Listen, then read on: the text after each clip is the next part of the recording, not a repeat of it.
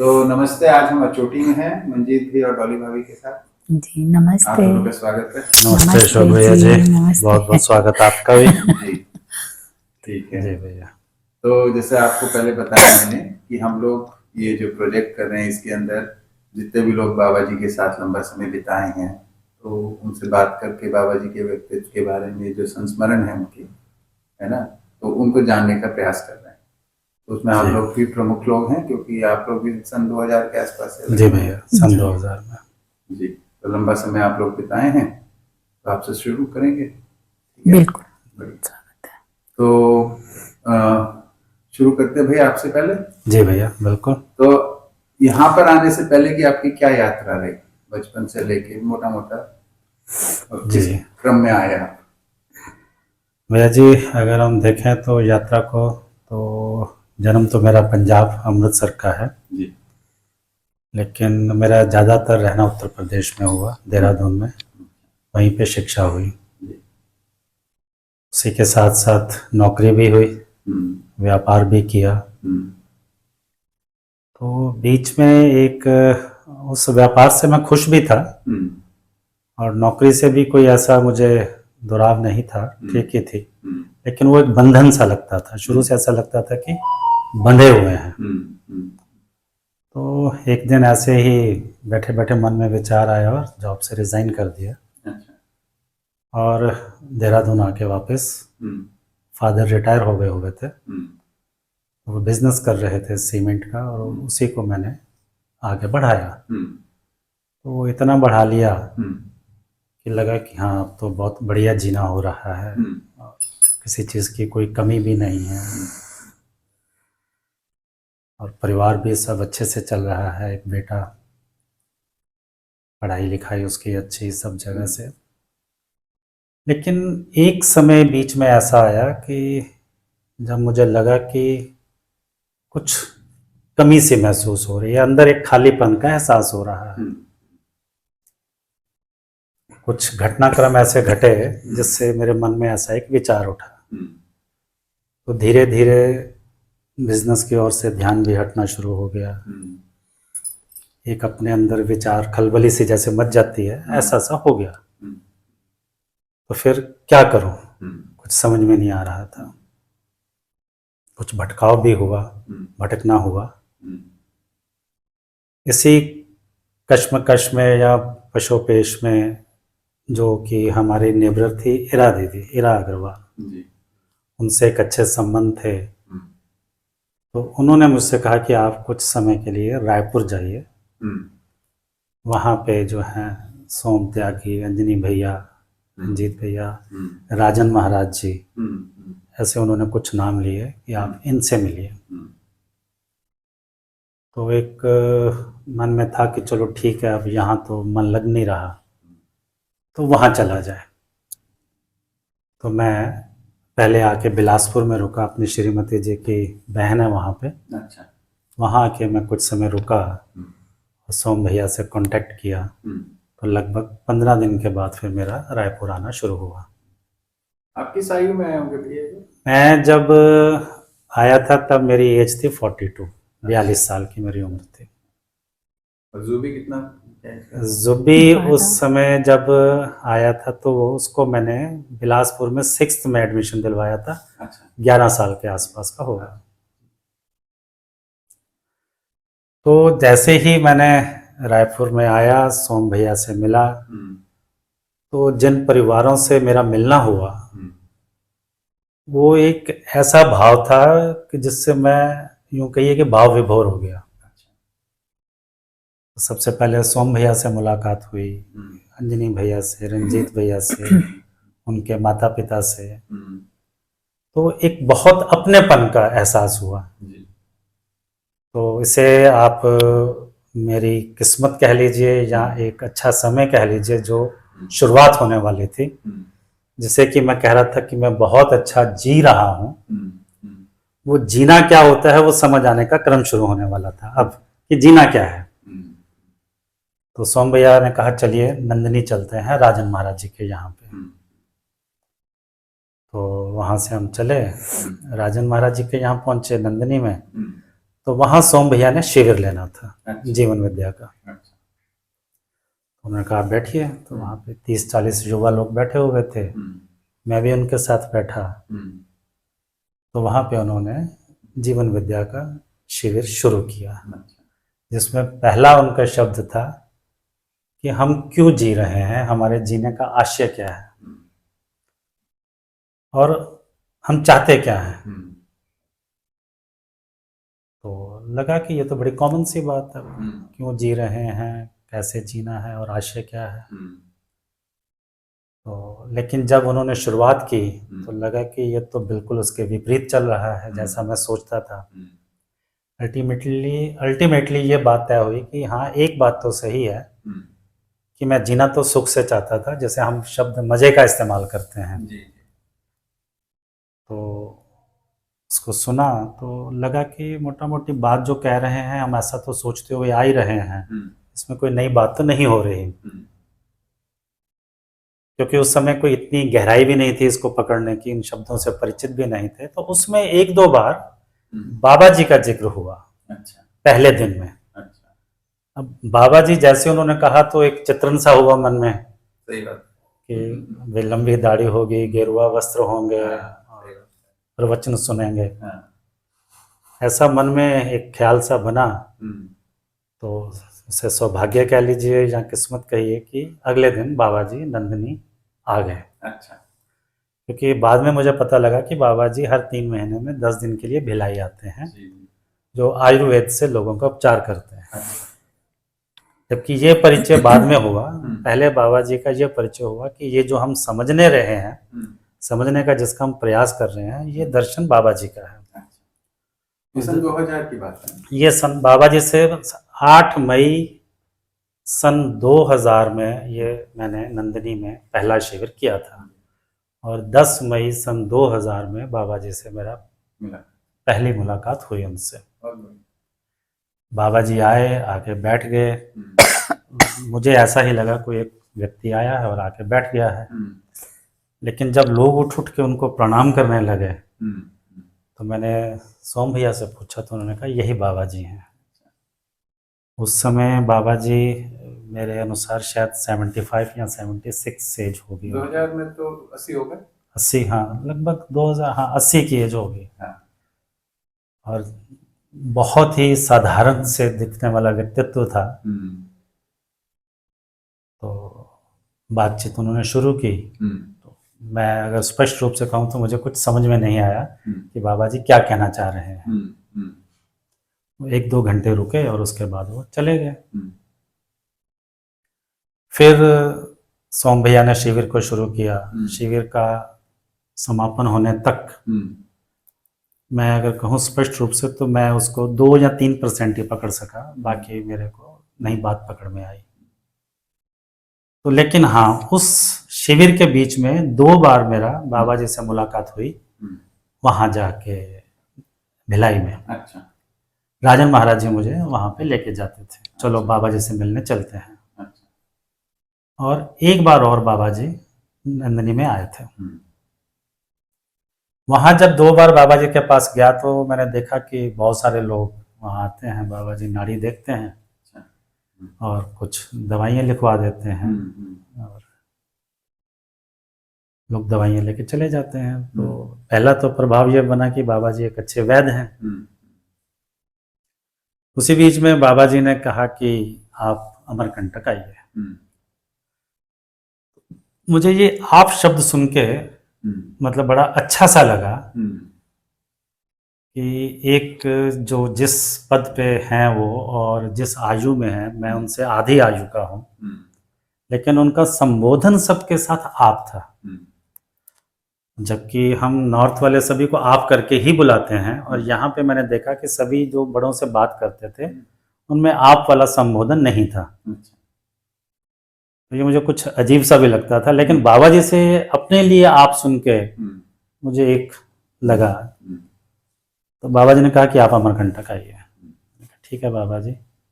फिर एक और घटना घटी कि उसी बीच में जो बाबा जी का गाड़ी चलाने वाला ड्राइवर था उसको बीमार हो गया। तो बाबा जी को अमरकंटक जाना था तो कौन लेके जाए, क्योंकि पहाड़ पे गाड़ी चलानी है, तो ये तय हुआ कि मंजीत ले जा सकता है।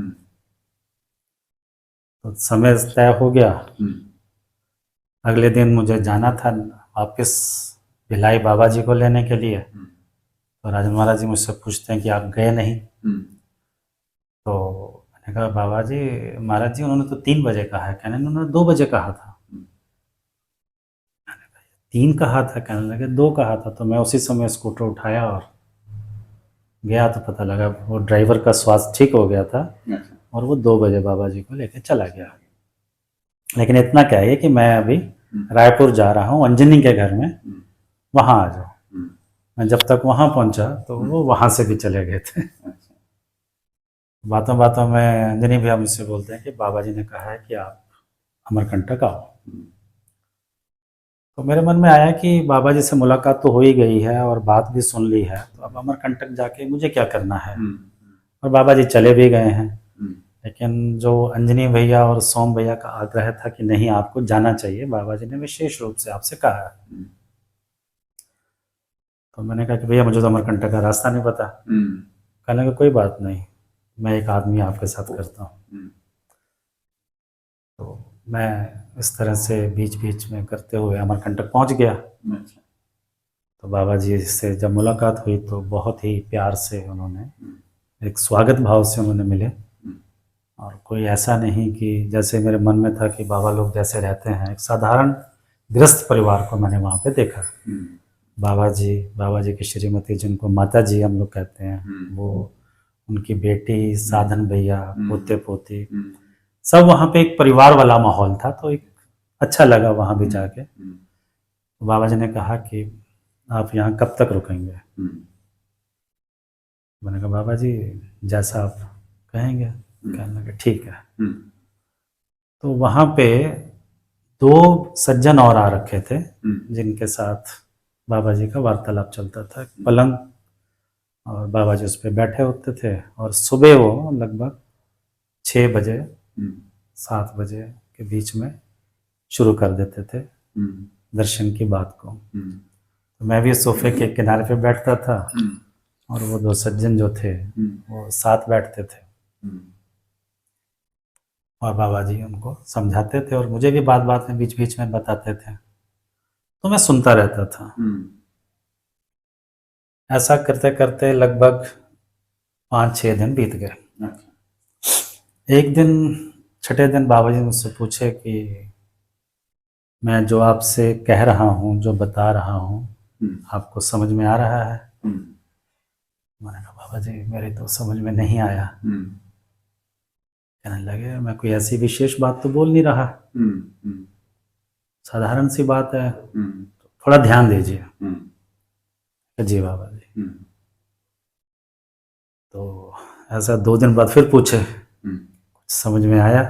मैंने कहा बाबा जी नहीं आया। तो बोले कि मैं ऐसी कौन सी भाषा बोल रहा हूँ कि जो आपको समझ में नहीं आ रही? मैंने कहा बाबा जी जो भाषा जैसे हम लोग बोलते हैं इसमें कुछ तो बदलाव है। तो कहने लगे अच्छा फिर जो सही भाषा है वो आप बताइए, मैं उसमें बोलता हूँ। तो अपने आप में लगा कि सही भाषा मैं क्या बताऊँ, जैसा मैं आपसे बात कर रहा हूँ तो शब्द तो वो बोल रहे हैं लेकिन अर्थ नहीं समझ में आते, या कुछ शब्द मेरे लिए नए भी हैं। जिन शब्दों को हम एक ही मानते थे वो उसको 3 तरह से बताते हैं और इनके अर्थ अलग अलग बताते हैं। जैसे हमारे लिए प्रेम शब्द एक ही है लेकिन उनके लिए स्नेह अलग है, प्रेम अलग है। या विश्वास की बात करते हैं तो मेरे लिए विश्वास तो ये है कि मैं जो कहता हूँ उसको कर देता हूँ, जो सामने वाले से कहता हूँ वो कर देता है, लेकिन यहाँ विश्वास की परिभाषा अलग है। वह बोले थोड़ा ध्यान से सुनो। तब तक 10 दिन हो गए थे, लेकिन हाँ संबंध वही था जैसे कि एक परिवार में एक पिता अपने बच्चों के साथ सबके साथ करता है। खाने के समय खाने का ध्यान, चाय के समय चाय का ध्यान, और कोई ऐसा नहीं कि उनके लिए कुछ विशेष है या हमारे लिए कुछ अलग है, सबके साथ ऐसा ही। 2-3 दिन बाद उन्होंने फिर पूछा, फिर वही उत्तर दिया। तो थोड़ा सा नाराज से हुए। अच्छा। कि बोले ऐसा तो नहीं हो सकता, ये भी तो 2 सुन रहे हैं, इनको सब समझ में आ रहा है। क्यों भाई बताओ? कहने लगे हाँ बाबा जी सब समझ में आता है।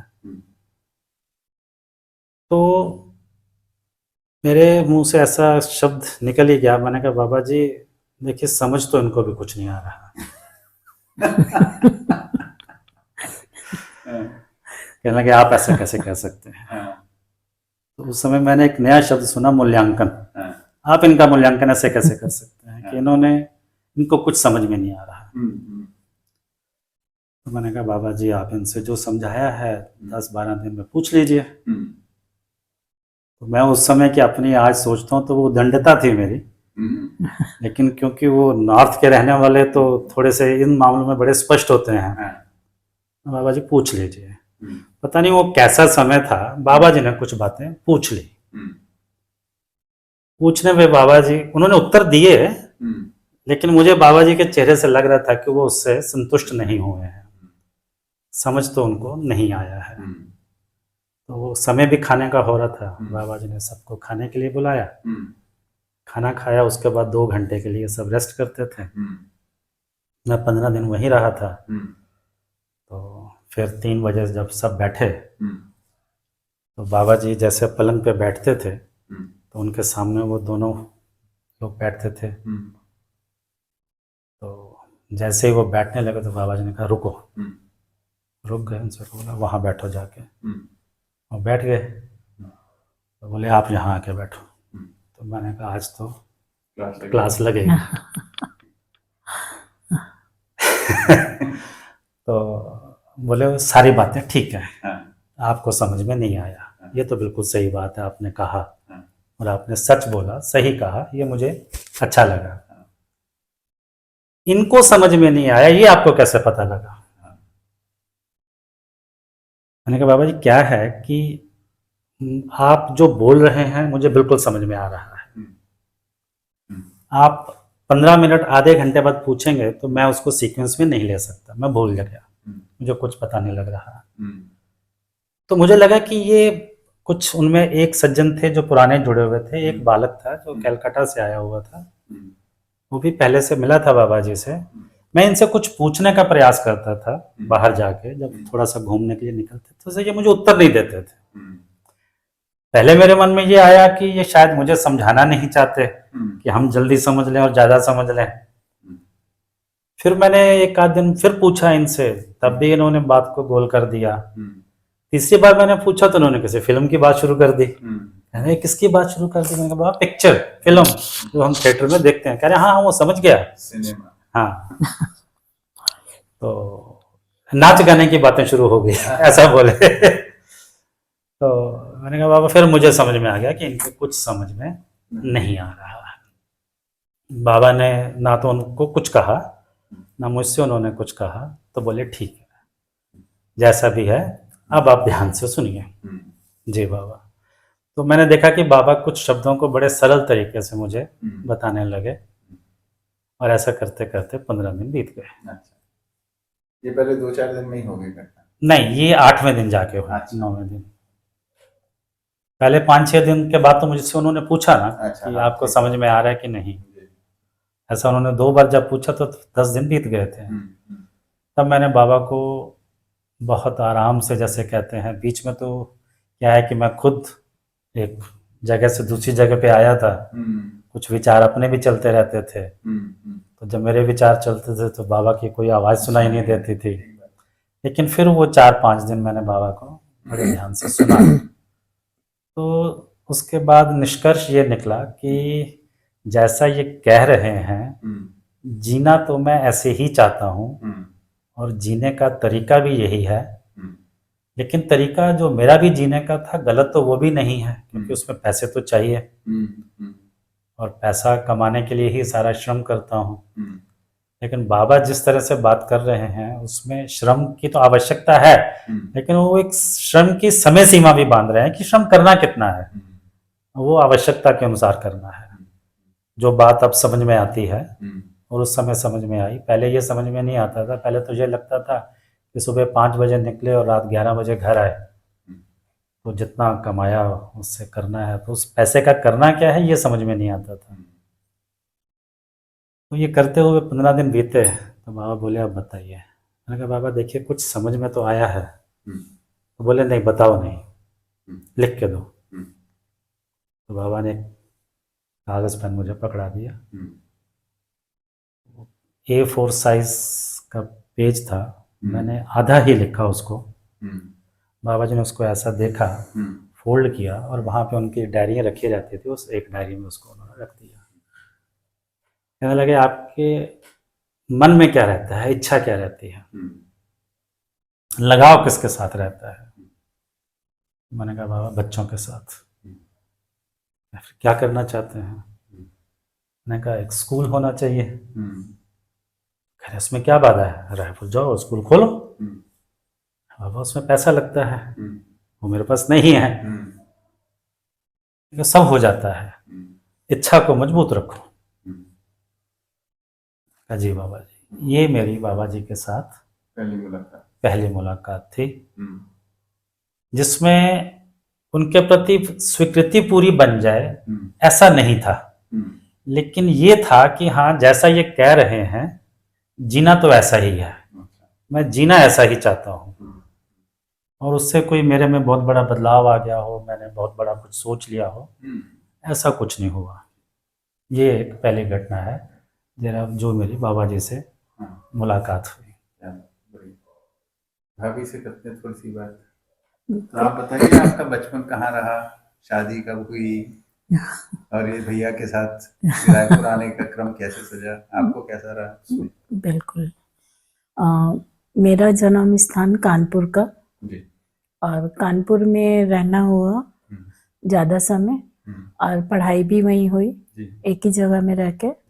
और पढ़ाई में कैसे था कि हमारे परिवारों में लड़कियों को बाहर कम भेजा जाता था, तो उस वजह से पापा को लगता था कि लड़के लड़के इकट्ठे नहीं पढ़ेंगे, हम्म, हम्म, तो वो पापा की सोच रही। हम्म, तो इस कारण एजुकेशन भी कम रही मेरी। हम्म, तो 12th पास करके फिर मैंने बहुत ज़्यादा, हम्म, लेकिन पापा का ये मन भी रहता था कि घरेलू कामों में लड़कियां परफेक्ट रहें, हम्म, कि जो भी अपना कल को दिक्कत आए कुछ हो तो वो सारे काम उन्होंने हम लोग को सिखाए, पापा मम्मी दोनों ने। हम्म, तो इस तरीके से कानपुर में रहना हुआ, और परिवारों में एक अच्छा वातावरण था, बहुत सादगी के साथ जीना रहा बचपन में। जी।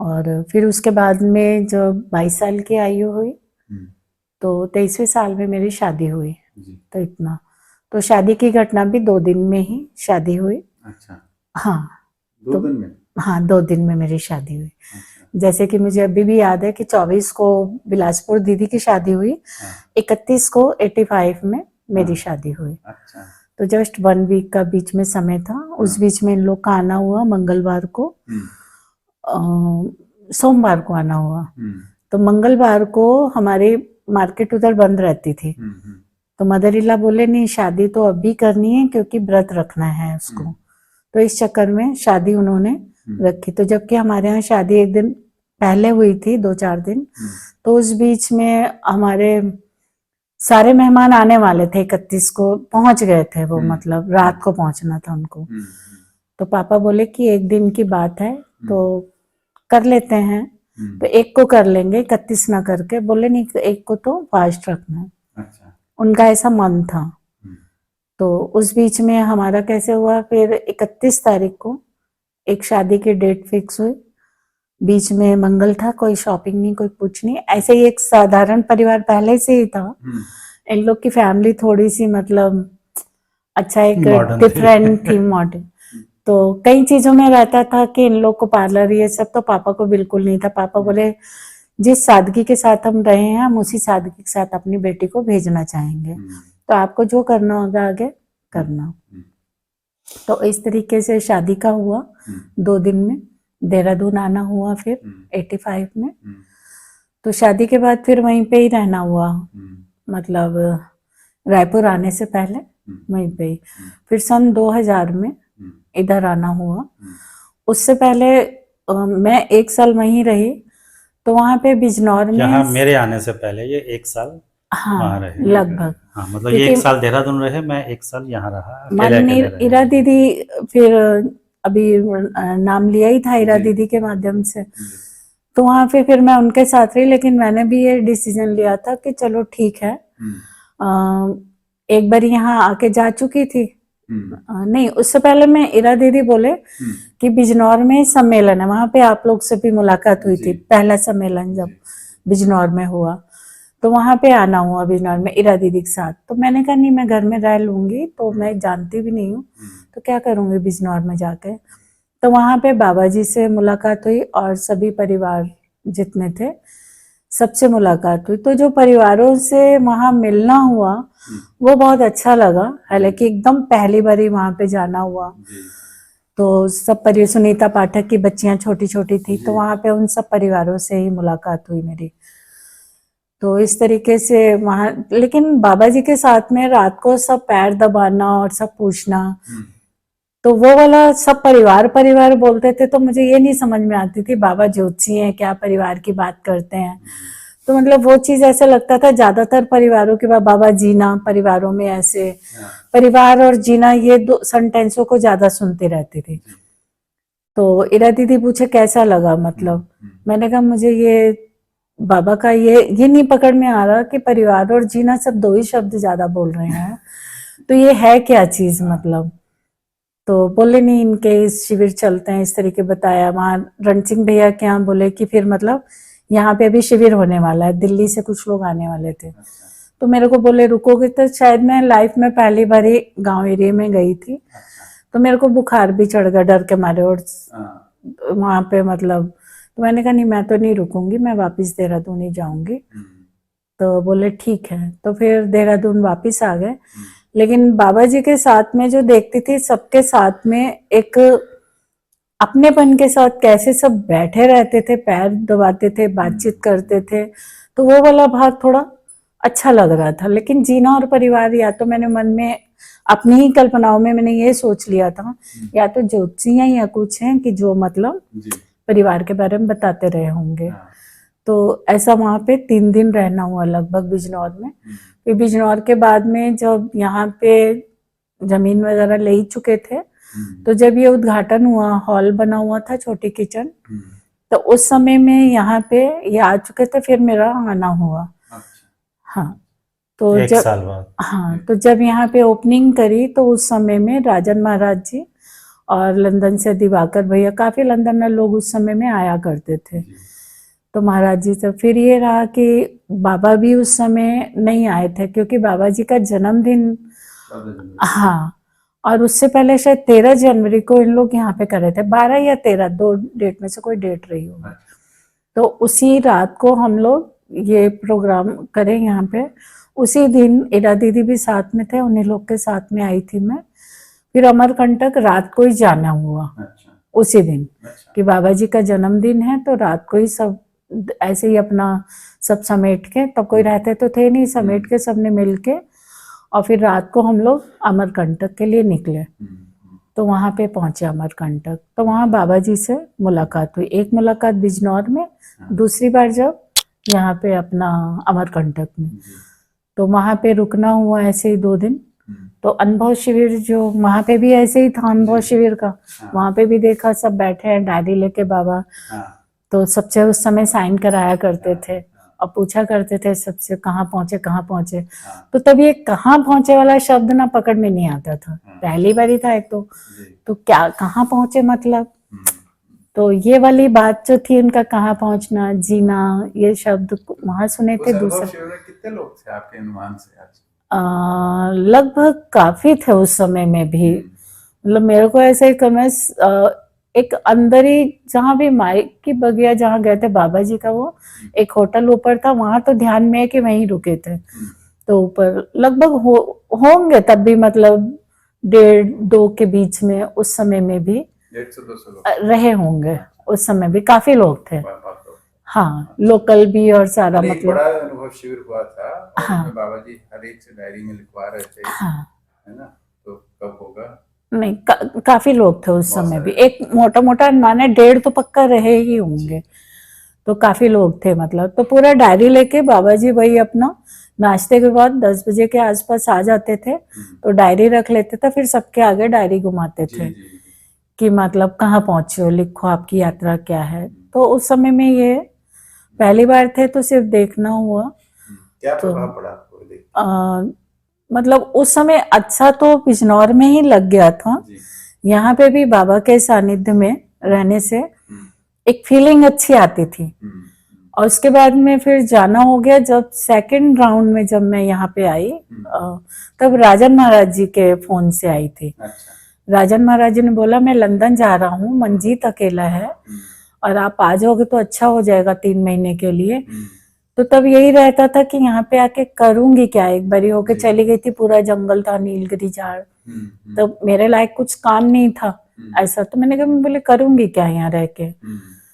तो फिर ये रहा कि मन में ये तैयारी किया मन को कि मतलब यहाँ पे रह के कुछ काम कर लेती हूँ। बिलासपुर दीदी से बात की, मैंने कहा आप सिलाई करते हो तो एक बुटीक खोल लेते हैं, तो उस बुटीक को चलाऊंगी मैं, आप मुझे गाइड करते रहना, एक टेलर बैठा देना। तो मुझे उसका मैंने कहा आराम से कर लूंगी, क्योंकि दुकान पे देहरादून में इनके जाती थी, ये मना करते थे। मुझे ये लगता था खाली बैठ के क्या करूँ, दुकान पे ऑफिस में बैठना, कुछ काम करना है।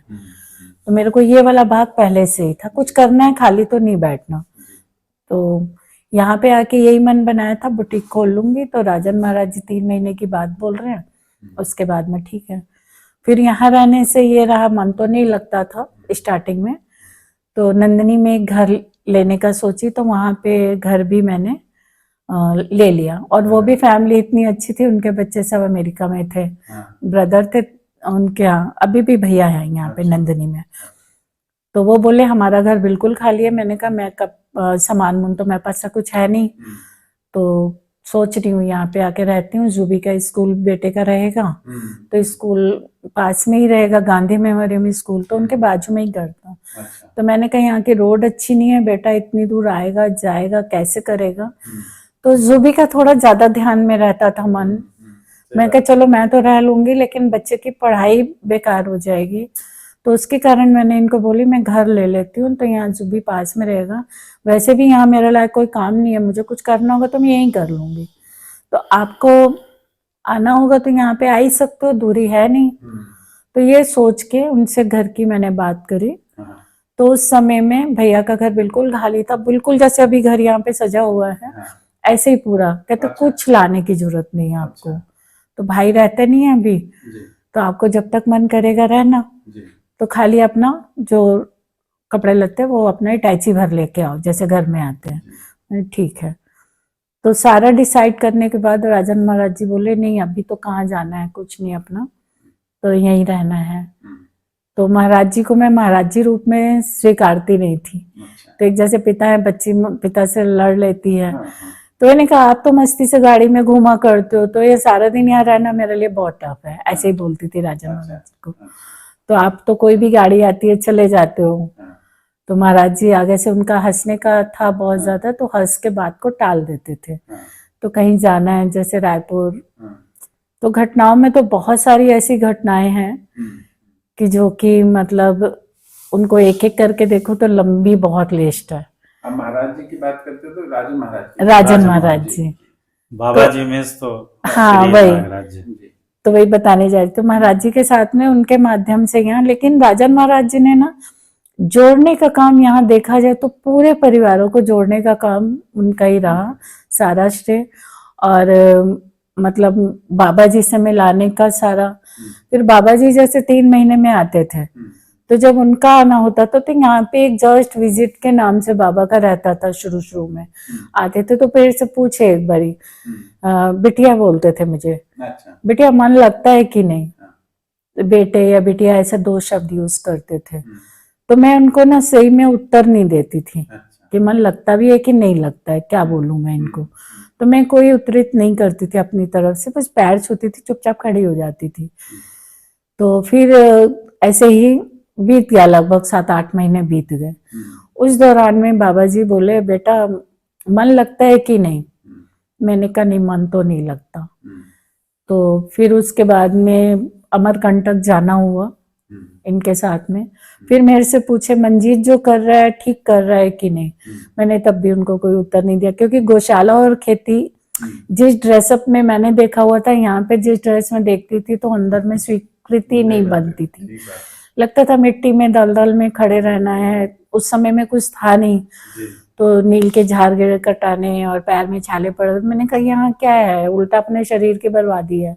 तो कुछ तो नहीं है, पैर में छाले भी है, सन बन हो जाता है, तो जुबी को इतनी दिक्कत है। तो ये सारी चीजें एक चलता रहता था मन में।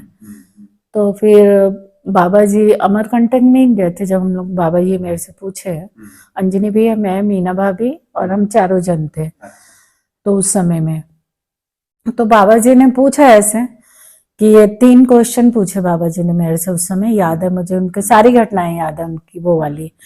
तो बाबा ने वही पूछा, मंजीत जो कर रहा है ठीक कर रहा है? मैंने उत्तर नहीं दिया। तो दूसरा उन्होंने पूछा, बेटा भरोसा रखो, जो वो कर रहा है वो ठीक कर रहा है। तो तीसरी बारी बोले कि आप बस दया का भाव बनाए रखना और सहयोग करते रहना। जब उन्होंने ये सेंटेंस बोला, नहीं खाने की दिक्कत है कि नहीं है, पहले तीसरे में ये आया, खाने की दिक्कत है कि नहीं है। तो रहने के नाम से मैंने कुछ नहीं बोला। खाने में मैंने बाबा जी को जवाब दिया कि बाबा खाने की दिक्कत तो नहीं है, बस वो मेरा उत्तरित था। फिर इतना बोले कि मंजीत जो कर रहा है भरोसा रखो, सब ठीक होगा। और गौशाला खेती देखते हैं तो मैं विश्वास दिलाता हूँ कि बढ़िया होगा। बस आप सहयोग करते रहना और दया भाव बनाए रखना। गरीब पे दया बनाए। हाँ, गरीब पे दया बनाए रखना। तो शुरू में यहाँ एक बारी बोले थे तो मुझे समझ में नहीं आया यहाँ पे किस पे दया समझ में आ रहा था कि गरीब तो कौन है। देहरादून किस में गरीब पे से दया आई है। थी तो यहाँ पे लगता था यहाँ सब रहते हैं, अकेले ही रहना होता था। बाकी रायपुर के परिवार थे, सब आते थे चले जाते थे। लेकिन शुरू का दौर जो था बिल्कुल अकेले रहना और कोई साधन नहीं, कैसे जाऊं क्या करूं, ये भी बहुत दिक्कत थी। तब ये भी पीड़ा थी, चलाना आता होता तो मैं कुछ चली जाती कहीं, कुछ अपने घर का खरीदती करती, तो निर्भरता बहुत ज्यादा थी। तो वो बाबा जी के 3 सेंटेंस फिर उन्होंने अपना जब जोड़ा, बाबा जी ने अपनी घटना शेयर की। बाबा जी बोले, बेटा जब मैं अमरकंटक आया था ना तो माता जी साथ आए थे मेरे, और आप तो खाने की दिक्कत नहीं है उस तब खाने के बाद उन्होंने जोड़ा कि माता जी जब आए थे उस समय में हम लोग धर्मशाला में रहे, तो माता जी ने पूरा सहयोग किया मेरा। तो आज जो मैं आपको जो भी कुछ बता पा रहा हूँ, ये पीछे माता जी का बहुत बड़ा योगदान है मेरे पीछे। तो माता जी अगर नहीं करते तो फिर परिवार में कैसे अपना करते हम लोग। तो खाने का मतलब तब तो खाने का भी माता जी ऐसे ही कंद और ये सब इंतजाम करना, और उनका एक पेटी में, हाँ वही एक पेटी में कपड़े रख के लाए थे सिर पे, तो वो धोना सुखाना। तो आपको इन सब चीजों की नहीं है तो बेटा बस इतना ध्यान रखना, तो सहयोग बनाए रखना। मैंने कहा ठीक है बाबा जी। उस समय में सहयोग थोड़ा ध्यान गया, और जब आप भी क्लास में लेते हो तो आप भी सहयोग के ऊपर बहुत ज्यादा बात करते हो। तो उससे सहयोग से ये समझ में आया कि जो व्यक्ति का मैं सहयोग कर रही होती हूँ या जिससे मैं सहयोग ले रही होती हूँ, उससे जो कृतज्ञता का भाव है तो वो हमारे स्मृतियों में बना रहता है। तो आज भी वो स्मृतियों में जिसने जिसने सहयोग किया, आज जो हम बोल पा रहे हैं, तो श्रद्धेय नागराज उनके माध्यम से आज हम कुछ कर पा रहे हैं। तो कृतज्ञता का भाव, अब काउंटिंग करूं तो इतने लोग हैं कि सबके प्रति कृतज्ञता का भाव एक आता रहता है। तो ये वाली चीजों को देख पाती हूँ अपने अंदर में, अब तो बिल्कुल ही स्पष्ट देख पाती हूँ, कोई शंका नहीं, कोई संदेह नहीं। तो फिर लगता है कि नहीं बाबा बोल तो ठीक रहे हैं, ये तो स्वीकार हुआ, लेकिन फिर भी मन को लगाने के लिए बहुत ज्यादा शुरू में मेहनत करनी पड़ी मुझे। और बस जब दोबारा राउंड में आए तो तब बाबा यहाँ पे बोले कि बेटा मन को लगा के रखना, तो 25 बारी जीवन विद्या परिचय बुक पढ़ना। मैंने कहा ठीक है, और 25 बारी उन्होंने बोला तो मन, तो साथ में उन्होंने 3 सेंटेंस उसके साथ में जोड़े, बेटा मन लगाना। जिस दिन आपका मन को, ये पुस्तक बता रहा हूं, जिस दिन इसमें मन आपका इसमें टिक गया, लगाना फिर टिक गया, जिस दिन मन टिक जाएगा तो उस दिन आप समझने के लिए हमेशा टिके ही रहोगे। तो मैंने वो जो 3 स्टेप अलग अलग थे उसको मैं आज भी आकलन करती हूँ। तो मन लगाने में बहुत ताकत लगानी पड़ी। जब मन टिका तो समझने में थोड़ा सा मन को वापस ध्यान देना है, कि इन चीजों में ध्यान देना है। फिर मन को कहाँ लगाना है, जो वस्तु उन्होंने विषय वस्तु पकड़ा दी थी तो वहां पे ध्यान टिक गया कि यहाँ पे मन को लगाना है। तो इस तरीके से बाबा जी की इन सारी घटनाओं से मतलब अपने अंदर में मन स्थिति को तब भी बनाने में बहुत ताकत लगी। तो राजन महाराज जी बाजू में रहते थे, तो कभी कभी लगता था कि समय तो मिलता नहीं है अपने लिए पढ़ने के लिए, कैसे करूं। तो उस बीच में ऐसे ही चलता रहता था, काम ज्यादा और समय मन रहता था पढ़ने का। तो 25 बारी कैसे पढ़ूंगी, तब दिमाग में ये चलने लगा 25 बारी बोल रहे हैं तो कैसे करूंगी, समय नहीं मिलता है, काम में ज्यादा समय बीतता है। तो फिर इसी तरह एक दिन फिर एक घटना घटी कि बाबा जी बोले कि इसको 24 घंटे अध्ययन करना है। रायपुर में बैठे थे। अच्छा। फिर लगा 24 घंटे अध्ययन कैसे करेंगे, अभी तो इसी में मन नहीं लग रहा है, 24 घंटे तो बहुत ज्यादा हो गया हमारे लिए। तो 24 घंटे में ये देख पाई कि नहीं, विचारों में बाद में समझ में आया काफी समय बाद। पहले तो नींद ही आ जाती थी किताब पढ़ते, फिर मन में खुशी भी होती थी, चल नींद नहीं आती, टेंशन होती थी, कम से कम एक तो अच्छी घटना हुई, किताब पढ़ते नींद आ जाती है। तो एक ये वाली घटना को मैं नींद आ जाती है, बढ़िया हो गया। तो 24 घंटे में फिर मतलब बाबा जी से ऐसी बात हुई, तो वही जो समय को तय करना, सुनिश्चित करना दिनचर्या को, तो विचारों में 24 घंटे ये बाग को चलाना है। तब भी फिर तब क्लिक किया, नहीं हमारे विचारों में जो दिनचर्या में किया है जो पढ़ा, ये 24 घंटे विचारों में आ जाए। तो फिर इसके ऊपर में जब ध्यान ज्यादा जाने लगा विषय वस्तु, तब थोड़ा सा मन अच्छा भी लगने लगा। फिर जो लिखने की बात आई तो थोड़ा थोड़ा लिखती थी 2005 में। तो आज भी वो भी मैं पुराने डायरिया इकट्ठा कर रही थी, एक में संकलन कर, सहज जो शब्द मतलब सुनती थी, वो सहज सुंदर रिश्ते नाते, वो पोयम मैंने आज खोजी, अभी लिखी मैंने, उसको थोड़ा सा करेक्ट किया। लेकिन वो पोयम को पढ़ के ये फीलिंग आई कि हर आदमी सहजता से जीना ही चाहता है, ये अंदर में बीज रूप में डला हुआ है। तो जैसे जैसे हम अपना ही मन का पोषण अच्छे से करते हैं, मन लगाते हैं, तो ये सब चीजें अपने आप उभरने लगी। तो काफी कुछ मतलब इस तरीके से रहा। ठीक है। तो भैया आप लोग आए जैसे क्रम में, मैं जैसे भी लग रहा है कि आप और सूबी शायद पहले आए। जी भी पहले आया। मैं पहले आ गया था, मैं बताया ना 8 मई सन 2000 में आ गया। और तब तक वहाँ पे ये देहरादून में सारे पेपर वगैरह इसके हो चुके हुए थे। तो फिर ये हुआ कि अब रहना कहाँ है, तो मन में आया कि बिलासपुर में रहते हैं। तो जुबी का एडमिशन मैंने बिलासपुर में ही करवाया था। वहाँ पे इनकी सिस्टर थी, तो ये वहाँ रहने लगा और मैं यहाँ पे रायपुर में रहने लगा। तो आप आजीविका का कार्य था कि कैसे किया जाए, तो अंजनी भैया ने बताया कि आप हमारा काम संभाल लीजिए, स्लरी वाला।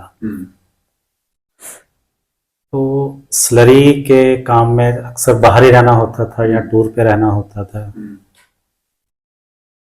तो उसी बीच में एक घटना घटी जिससे मेरा बाबा जी के साथ जुड़ाव हुआ और एक विश्वास वाला मामला बना।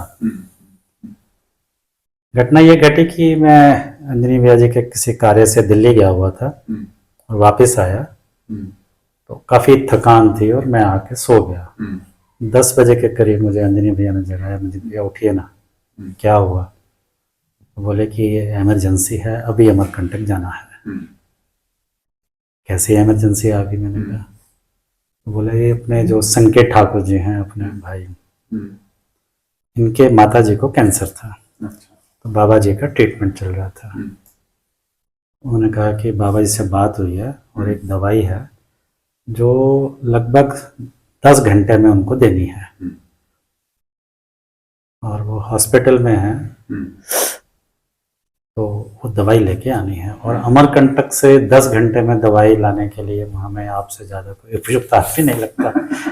गाड़ी चलाने में जब आपकी महारत है और आप पहाड़ के चलाने वाले हो, तो आप ही ला सकते हो।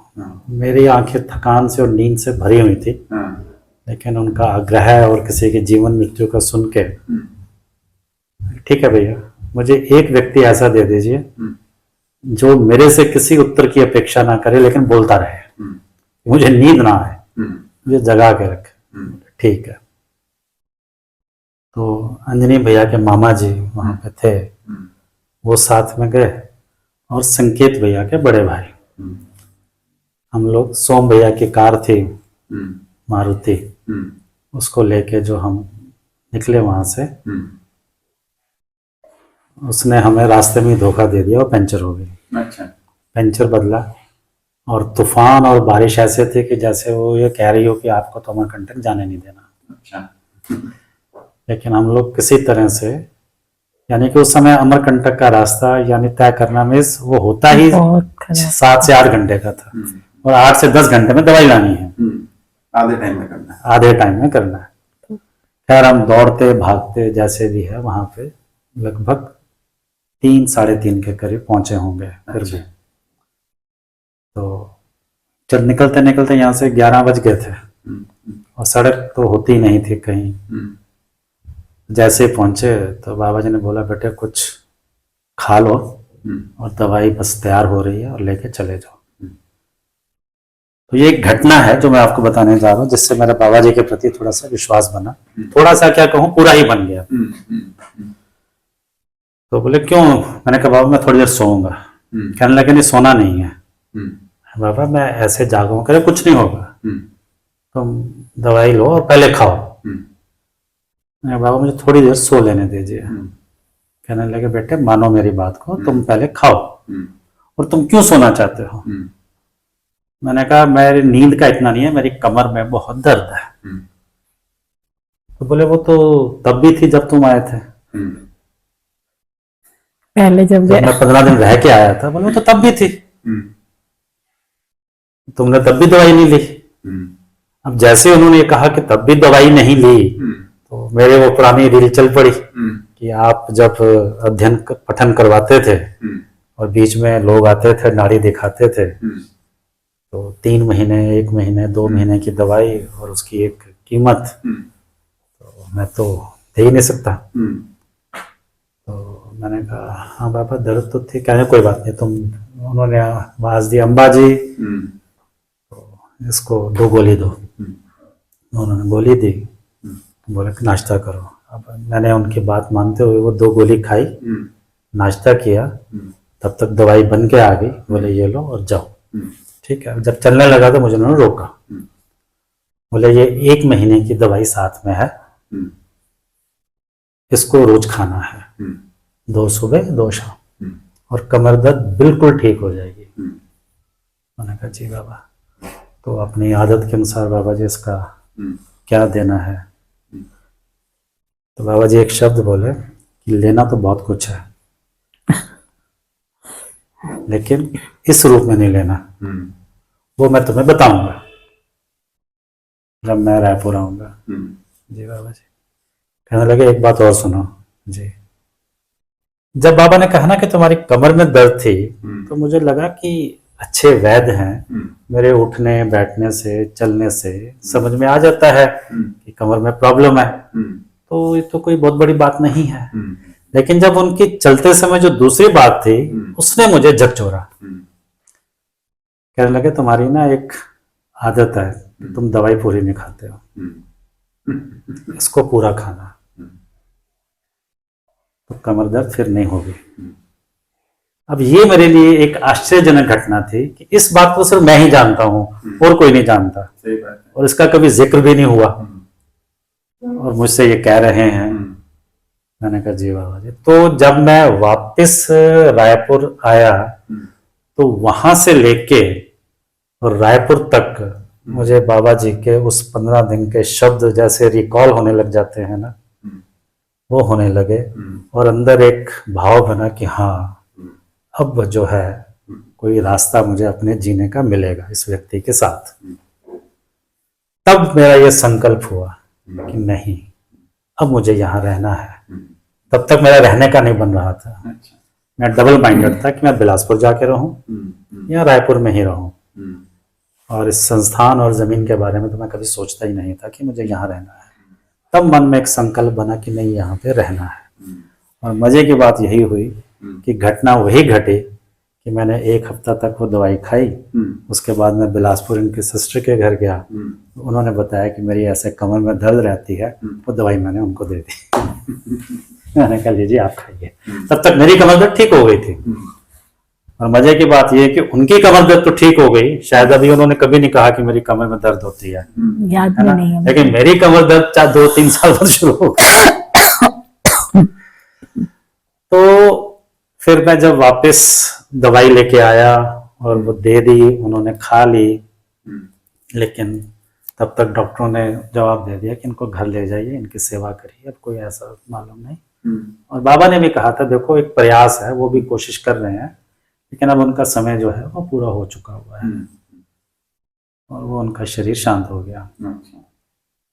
और लेकिन उस पीरियड में मेरा अंजनी भैया के मामा जी के साथ, संकेत भैया के ब्रदर के साथ एक अच्छी आत्मीयता हो गई, बातचीत हुई खूब से। और उस बाबा जी के उन शब्दों ने मुझे थोड़ा सा जो झकझोरा, तब मैंने सोम भैया का एक दूसरा शिविर किया। फिर वो शिविर मांडर में हुआ था। तब मुझे एक ऐसा एहसास भी हुआ। तो उस समय भैया कहते थे कि आप जो समझे हो उसको लिखो, लिख के दो। तब मेरे एक शब्द थे कि ये बिल्कुल ऐसे ही है कि जैसे हम किसी लाइट हाउस के नीचे बैठे हुए हों और अपने अंदर अंधेरा हो।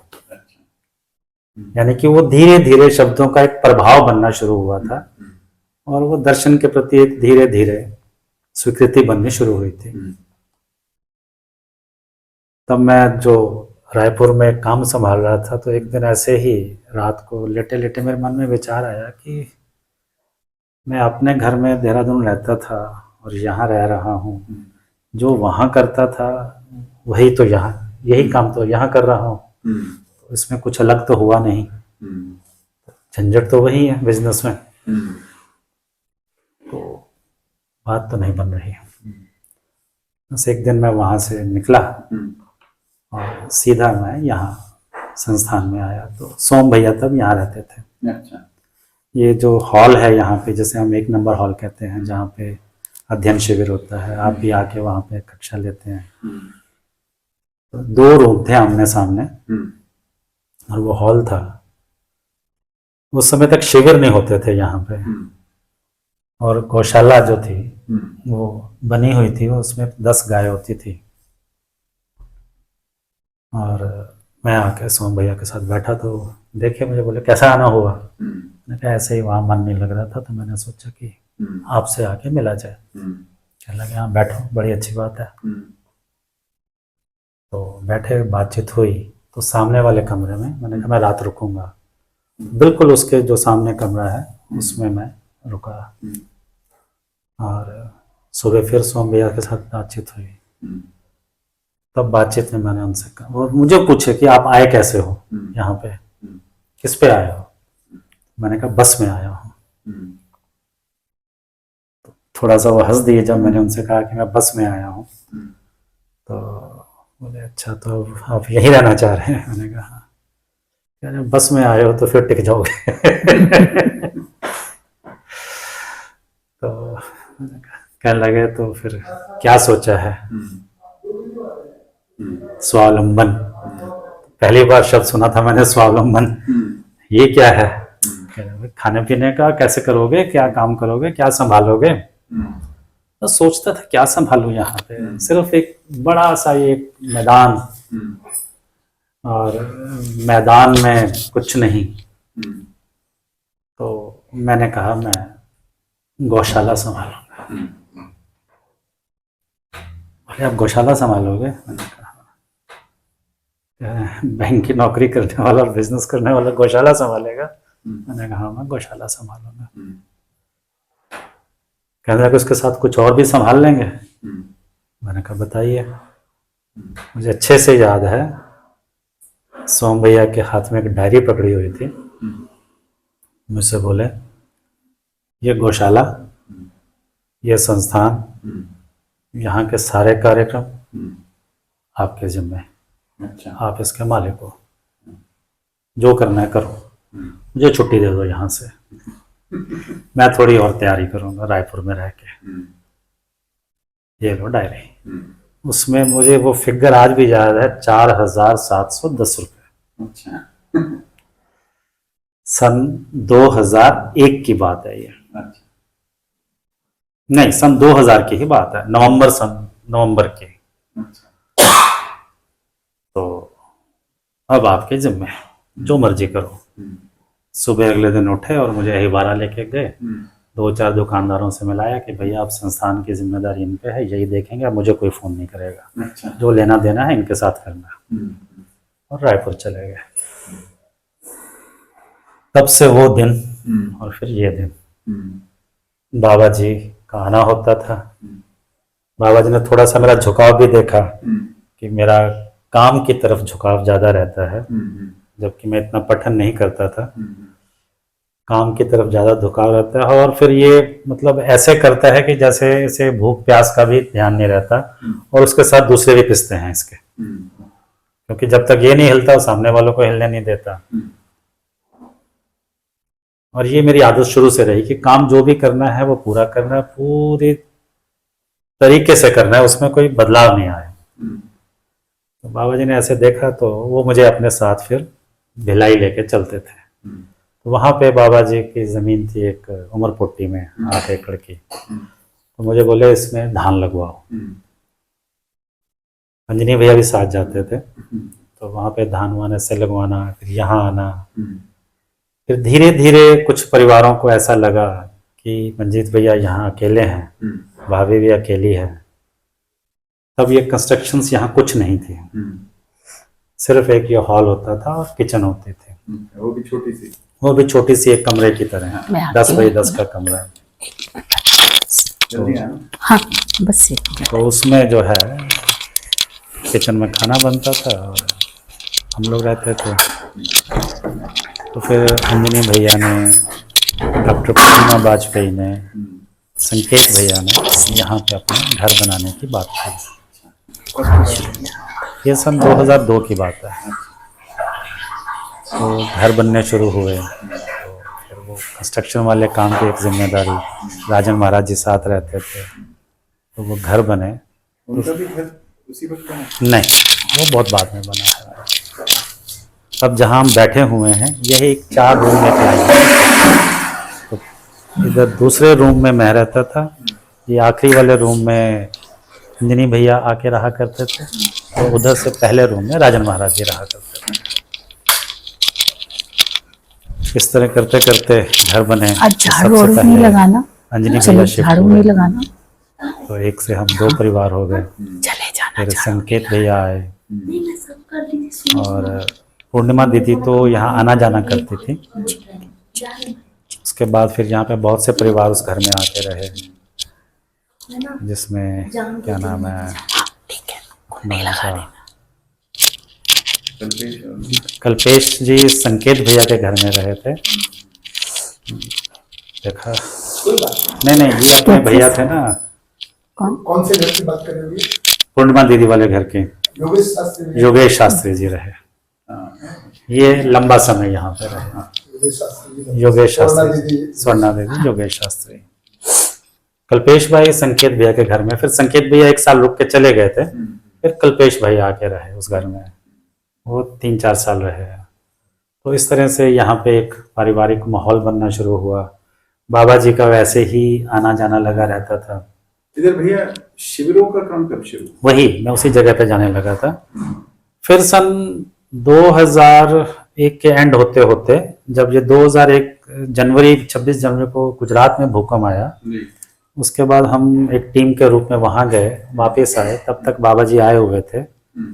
उस समय बातचीत हुई तो एक शिविर का क्रम यहाँ पे शुरू हुआ, और जो आसपास के गांव थे वहाँ जाके हम लोग संपर्क किए, लोगों से मिले। तो सोम भैया ने यहाँ पे पहला जीवन विद्या का एक शिविर किया। उबेराम भैया बहुत मेहनत करते थे। उबेराम भैया बहुत मेहनत, उसके साथ गाँव उबेराम गाँव भैया जाना, रहते ही थे, गाँव गाँव बहुत जाते ज्यादा थे उनका श्रम था। और लोगों को लेके बुला के लाते थे। और रायपुर से फिर सभी बहनें आती थी और खाना बनाती थी, उनको खिलाया जाता था। उस समय रहने की कोई ऐसी व्यवस्था नहीं होती थी। सुबह उसी हॉल में एक शिविर चलता था, और रात को फिर सोम भैया भी, हम भी, और जो मित्र होते थे सब उसी हॉल में सो जाते थे, और बहनें खाना बना के किचन में सो जाती थी। कुछ घर में जब इस रूम में रहने लगे तो साथ में रह के सोते थे तो इस तरह से ये शुरू हुआ। तो पूरा। काफी जद्दोजहद से वो शिविर शुरू हुए। ऐसा करते करते 3 साल बीत गए और इसी बीच में समीर बाजपेयी जी से, तो सोम भैया का तो पूरा और संकेत ठाकुर जी का परिचय था ही। तो गवर्नमेंट इंजीनियरिंग कॉलेज में बात चली, तो वहां से फिर एक शिविर की श्रृंखला चल पड़ी। तो भाभी का इधर आना कब हुआ था? 2001 में? 2001 में आई थी, मैं सन 2000 में आ गया था। और आपने वो जो बात कर रहे थे नंदिनी में घर लिया, हाँ, 2001 में ही, उतने बार रहे नहीं, अच्छा, रहे शिफ्ट नहीं। तो हुए ही नहीं ना, वो तो होने ही नहीं खाली दिया। देख के आ गया, महाराज जी नहीं जाने दिए ना पूरा। उस देख घर में लिया, नहीं रहे इधर रहना ही। इधर ही, घर देख लिया, सारा कुछ हो गया। राजन महाराज जी बोले लंदन से लौट के आऊंगा तो जाना। अच्छा, लंदन से लौट के आ भी गए, हाँ, फिर बस वही उनका रहता था कि आना जाना ज्यादा नहीं, बेटा तुम यहाँ रहो तो ज्यादा अच्छा है। तो इस यहाँ धीरे धीरे स्कूल भी खुलेगा, ये भी खुलेगा, तो इस तरीके से और संवाद जुबी का करते एडमिशन रहते कराया थे था? जुबी का भैया वहां पे एडमिशन कराया, उसने 6th पास की। पूरा। हाँ, तो अब अगर हम इस घटना को जोड़ें तो मैं ये कहूंगा कि ज्यादा योगदान फिर हो गया जुबी का। हाँ, मेरे यहाँ जुबी का रुकने तो बहुत योगदान था पूरा। उसको मैं यहाँ लेके आया तो पूरा। जब यहाँ घूमा फिरा तो एकदम खुली फील्ड और बहुत गाय और ये सब देखा। तब रहना होता वही था मेरा, जो उस कमरे में। किनारे। उस कमरे में। मैं भी और वही थी। आया तो देखा उसने, मैंने कहा बेटा मैं सोच रहा हूँ तुम्हारा, तब तक ये नहीं आई थी हाँ, उसकी एडमिशन होने तक। तो मैंने उसे कहा देखो, देखा उसने, कह रहा पापा जगह तो बहुत बढ़िया है, खुली खुली, यहाँ पे यहाँ तो हम क्रिकेट भी खेल सकते हैं और ये भी कर सकते हैं। मैंने कहा हाँ। तो मैंने कहा यहाँ रहोगे? कह रहा हाँ रहूँगा। मैंने कहा लेकिन यहाँ तुम्हारे देखो दोस्त नहीं मिल पाएंगे और वो कंप्यूटर वगैरह यहाँ ऐसा कुछ नहीं है। कह रहा वो तो सब ठीक है, एक टीवी तो ले दोगे ना? टीवी तो था ही अपने पास, मैंने कहा, हाँ, बाद टीवी में ले आया वो लूंगा। भी देहरादून से। ये बात मैंने सोम भैया को बताई। ये बात मैंने उनको दोपहर को बताई और शाम को टीवी घर में पहुंचा। बोले मंजीत भैया इसको टीवी दे दो। तो बोला अब? मैंने कहा रहोगे? कह हाँ पापा यहीं रहूंगा और आप भी यहीं रहना, अच्छा, अच्छी जगह है। ठीक है। तो बस फिर मेरा एक हौसला बन गया और यहाँ पे इसको मैंने फिर गांधी मेमोरियल में एडमिशन दिलवा दिया और ये डट गया। मजे की बात ये रही कि इसका मन लगा। सोम भैया का बेटा हर्ष मित्रता हो गई, गोपाल से हो गई, सूर्यकांत से, बी आर भैया के बेटे से हो गई, सब छोटे छोटे थे। धीरेन शाह जी के बेटे से, प्रतीक से उसकी अच्छी मित्रता हो गई। तो एक ग्रुप सा बन गया उनका। चाहे स्कूल सबके अलग अलग थे, अलग अलग जगह रहते थे और ये सारे बच्चे सैटरडे को आ जाते थे कि जुबी भैया के साथ जाके खेलेंगे। सैटरडे संडे यहाँ फिर सभी परिवार आके रहने लग गए। तो वो एक मन लगना शुरू हो गया, फिर इनका भी आना हो गया। तो एक परिवारों को ये लगा कि नहीं यहाँ पे स्थायी रूप से कुछ परिवार रहने चाहिए। तो अंजनी भैया का आना हो गया, संकेत भाई का आना हो गया, फिर कल्पेश आ गया। इस तरह से यहाँ पे परिवार रूप में हम रहने लग गए। लेकिन उसमें मैंने एक चीज देखी कि मेरे मन में ना एक ये बना रहता था कि कैसे मैं अमरकंटक जाऊं, या अमरकंटक से आगे तो बाबा जी कब आएंगे। जो उनके साथ समय बीतता था, पीछे लगभग 7-8 साल पहले अपने संस्थान में एक मीटिंग हुई तो ये पूछा गया कि बताओ कि कैसा लगता है रहना। तो मैंने कहा वो जो सन 2000 से लेके 2011-12 तक को मैं गोल्डन पीरियड मानता हूं, जिसमें कहीं पे भी मैं किसी बात पे भी किसी के मन में मनमुटाव या विरोध या ऐसा शब्द ही नहीं सुनता था। हर व्यक्ति पॉजिटिव बोलता था और मुझे लगता था कि वाकई जीना ऐसा ही होता है। हर कोई किसी की बात को मान लेता था, चाहे वो गलत भी होती थी तो वो बाबा जी वाला शब्द बोल देते थे, करके देख लो। ये करके देख लो मुझे इतना अच्छा लगता था, मुझे लगता था कि आजादी मिल गई है। और करने के बाद अगर वो रिजल्ट नहीं आता था, लगता था कि नहीं भैया वो बाबा जी वाले उस शब्द को ध्यान में रखना है कि समझ के किए हुए में ज्यादा फायदा है। तो दर्शन इस तरह से बहुत सारे कार्यक्रमों के साथ मुझे समझ में आया। मैं ये कहूं कि बहुत पठन या गहरा अध्ययन करके मैं इस चीज को समझा हूं, वो तो सही नहीं मैं कहूंगा। बाकी ही मुझे बाबा जी के साथ रह के मैंने एक नियम बना लिया था कि अंजनी भैया और मैं बाबा जी को लेने जाएंगे और छोड़ने जाएंगे, हम किसी दूसरे को मौका ही नहीं देते थे। और अगर संस्थान में कोई आ गया तो हमारे कान इस बात को सुनने के लिए तैयार रहते थे कि बाबा जी से मिलना है, बस कुछ नहीं सुनना, फिर तो गाड़ी में बैठाना और चल अमरकंटक। अब वो बाबा जी से बात कब करेगा हमें नहीं पता, लेकिन हमारी बातचीत पहले शुरू हो जाती थी, अंजनी भैया और हमारे। भैया इसमें जैसे आप लोग शुरुआत में जैसे संस्थान शुरू हुआ है, आप पहले परिवार और इसमें आके रहना शुरू हुए, तो बाबा जी का इस बात में भूमिका कि बाकी परिवार आए रहें, इसमें क्या रहा? हाँ, ऐसे जब लंबे समय तक मेरा रहना शुरू हुआ तो उस समय ये भी था कि संस्थान में जिम्मेदारी के साथ कौन रहेगा और इसको संभालेगा कौन। तो उस 2-3 साल के पीरियड के बाद मुझे डायबिटीज हुई।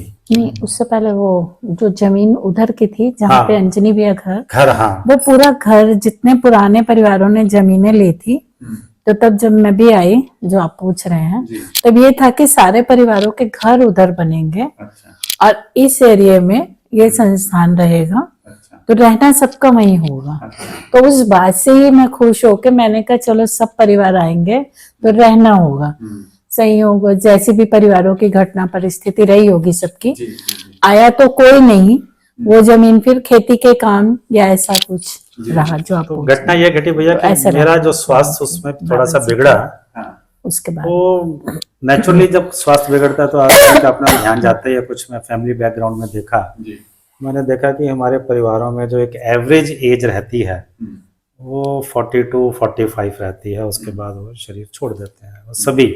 हमारे आपके जो हाँ, मेरे परिवार में, वंश मेरे वंश में, जैसे मेरे फादर मदर, या सिर्फ मेरे ग्रैंडफादर थे जो 65 क्रॉस किए थे, बाकी सभी, या ग्रैंड मदर। उसके बाद में और पहले वालों में सब यंग एज में चले गए थे 45 तक।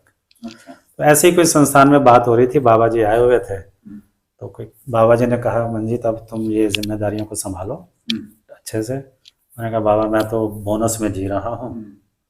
कहीं बोनस में जी रहे हो क्या मतलब? बाबा हमारे परिवारों में तो 45 कोई पार कर ले, तो मैं 44-45 तब पार कर गया, 45 पार कर गया था। मैंने कहा अब तो मुझे ऐसा ही लगता है कि नहीं ज़्यादा लंबा समय है, और फिर डायबिटीज़ भी का भी थोड़ा सा मामला बन रहा है। तो बाबा 2 मिनट के लिए चुप हो गए, थोड़ी देर में तब देखे तो बोले देखो बड़ी लंबी आयु है तुम्हारी, और इस बात को मान के चलो कि जब तक मैं हूं तब तक तुम्हारी जिम्मेदारी तो मेरी, तुम बीमार नहीं होगे, और ये संस्थान की जिम्मेदारी तुम्हारी। संस्थान बोलो संभालने मंजूर की है? जिम्मेदारी आपकी। यानी मेरी के साथ नहीं, तुम्हारे परिवार की जिम्मेदारी मेरी, ऐसा बोले वो। भैया आप कितनी आयु होगी आपकी? मेरी 67 चल रहा है। 67। और वाकई ही मैं अभी ये मानता हूँ कि मैं 67 में बाकियों से ज्यादा जवान हूँ, अभी भी अपनी क्षमता को देखते, बीच में ठीक है कुछ झटके लगे भी है ना, और वो उसे हम मानते हैं कि वो अपनी ही गलती है कि जब खान पान थोड़ा सा बिगड़ जाता है और थोड़ा सा अगर मैं ठीक रहूं तो मैं पूरी एक ऊर्जा बनी रहती है मेरे अंदर। तो चाहे संस्थान ने मेरी उम्र को देखते हुए मुझे बहुत सारी जिम्मेदारियों से मुक्त कर दिया, लेकिन फिर भी मैं देखता हूँ वो जिम्मेदारियों से मुक्त होने के बाद भी वो जिम्मेदारियां मेरे की रहे, वो चलती ही रहती हैं। तो बाबा जी के साथ मैंने हर पल हर यात्रा में कुछ ना कुछ सीखा, कुछ ना कुछ समझा। बहुत कम डांटा उन्होंने, और उस डांट में भी उन्होंने समझाने का ही उनका होता था। मैंने कभी भी उनकी डांट को ये सोच के नहीं लिया कि ये कैसे डांट देते हैं मुझे।